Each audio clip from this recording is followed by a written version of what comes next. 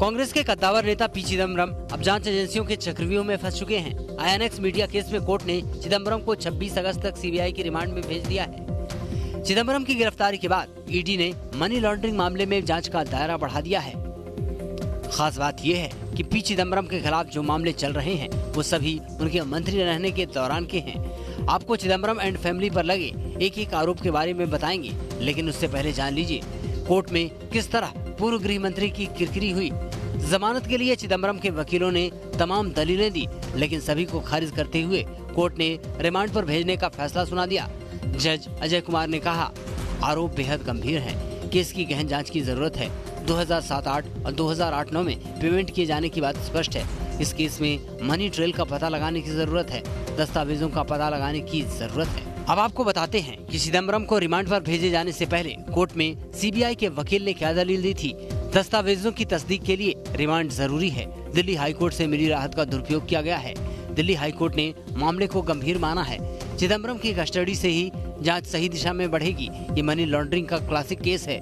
Money trail का पता लगाना जरूरी है। चिदम्बरम सवालों से बच रहे हैं। तुषार मेहता की दलील को खारिज करते हुए चिदम्बरम के वकील कपिल सिब्बल ने कहा, FIPB अप्रूवल में सरकार के 6 सेक्रेटरी की भी मंजूरी है। मंजूरी देने वाले सेक्रेटरी की गिरफ्तारी नहीं हुई। ये दस्तावेजों का मामला है। सचिवों की सिफारिश पर मंजूरी दी गई। सीबीआई ने महज एक बार पूछताछ की। पूछताछ जरूरी थी तो दोबारा बुलाना चाहिए था। जो सवाल पूछे गए उनमें चिदम्बरम का वास्ता नहीं है। सीबीआई जानबूझकर टाइम बर्बाद कर रही है।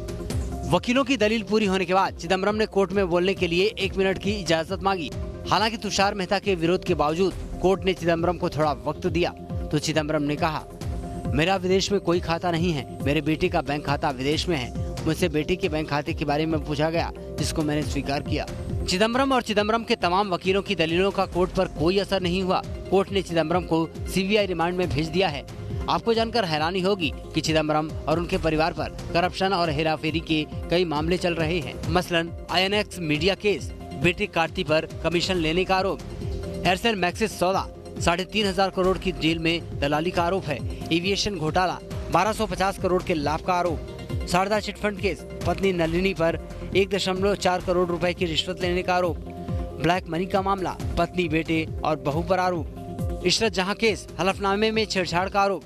कोर्ट रूम में चिदम्बरम के बचाव में कपिल सिब्बल और अभिषेक मनु सिंघवी ने जोरदार दलीलें रखी, लेकिन सीबीआई की दलील सुनने के बाद जज अजय कुमार ने अपने फैसले में कहा कि साल 2007-8 और 2008-9 में आरोपियों को किए जाने वाले पेमेंट को लेकर लगाए गए आरोप बेहद स्पेसिफिक है।